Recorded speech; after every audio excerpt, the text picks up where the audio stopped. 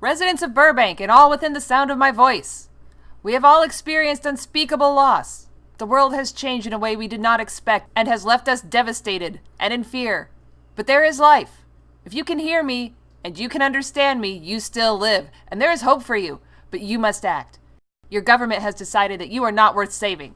They have determined that the value of your life does not equate to the value of their actions or their pocketbooks. It is now up to us, the people of Southern California, to look out for ourselves. We have to escape. In 6 hours, they will be bombing the region, and everything will be laid to waste. Flee to the deserts, over the hills, anywhere you can go, to Grandma's house. But soon, our own government will be sending missiles to kill every living being in this region.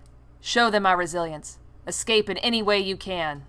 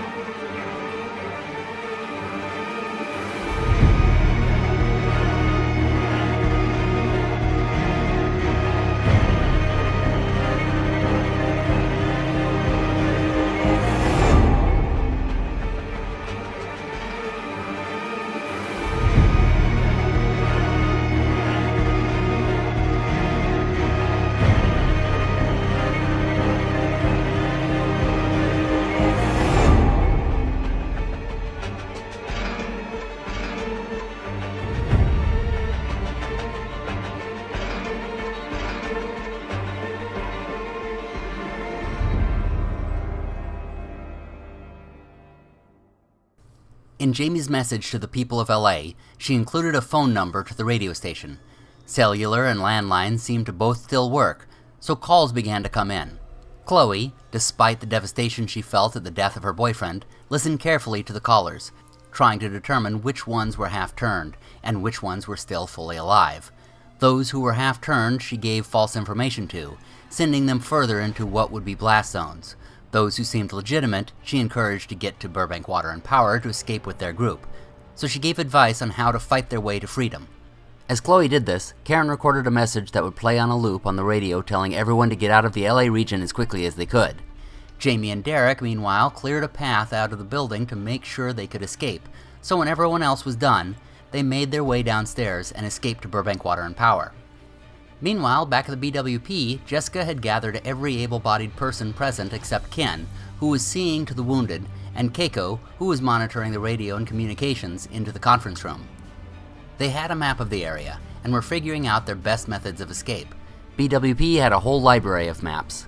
Most involved power usage and distribution, but it gave them a basic layout of the land. Each person present had a different theory on the best way to get out.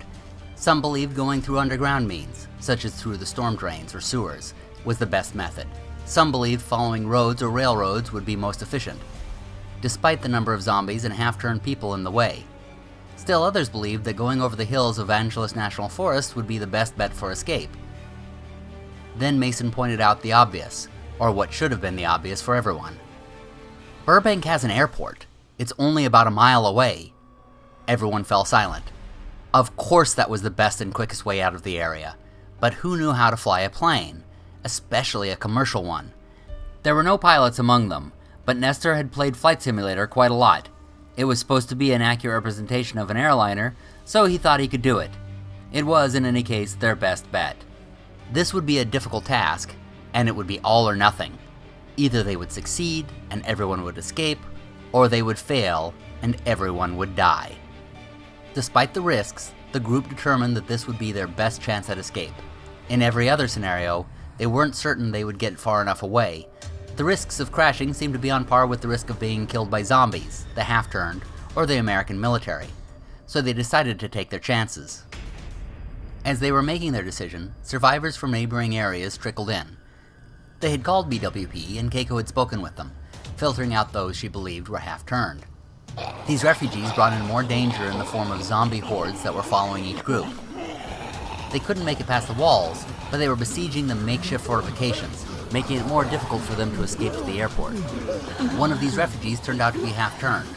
Keiko had not correctly identified her, but when the woman began spouting incoherently, they came to realize she was either crazy, a half-turned, or a politician.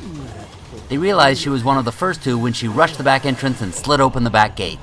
This let in a horde not even the guards could stop. Tommy, Jamie, and the others had just returned, and Ken had stabilized the wounded, so it was time to get going to the airport. They pushed out the front, shooting down the undead as they went, and rushing the vehicles they had. There wasn't enough room for everyone inside the cars, so many of them jumped on the roofs and hoods. It was a desperate rush for the airport as the zombies flooded in from all sides. Dawn was coming, and with it would come the bombs. So they hurried away as fast as they could without losing someone off the vehicles. All got away except the vehicle with Ken, Mason, and the wounded. It was a larger van they had not yet tested. Jamie had hotwired it, but when they hit the gas, the van died. Ken told Mason to work at it while he covered them. He shot the zombie just out the window, then clambered onto the roof and shot down the walking dead as they came from every direction.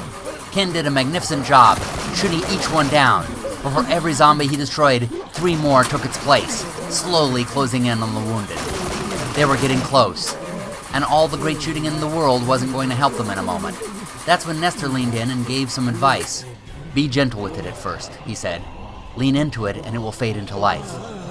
As sure as he had said, the vehicle faded into life, and it began to move. Ken held firmly onto the roof of the van, and it fell into line with the caravan. They knew that Magnolia Park was crowded with zombies, and from that they surmised that other areas of Burbank were cleared of the walking dead, so they raced up Victory Boulevard, which curved around toward the airport. Despite the darkness, they could tell from the headlights of their cars that the way was clear. An occasional zombie made an appearance, but nothing that was a threat. Then they came to Hollywood Way, and soon after, the airport. They knew it would be crowded with zombies, and possibly worse, but it was their best chance at breaking through to freedom. And then, as they approached the terminal, they found their greatest fears to be true.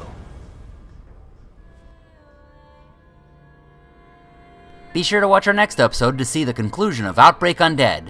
Also, be sure to thumb us below and subscribe for more of this and other games, or join us on our social media. Happy gaming, everybody!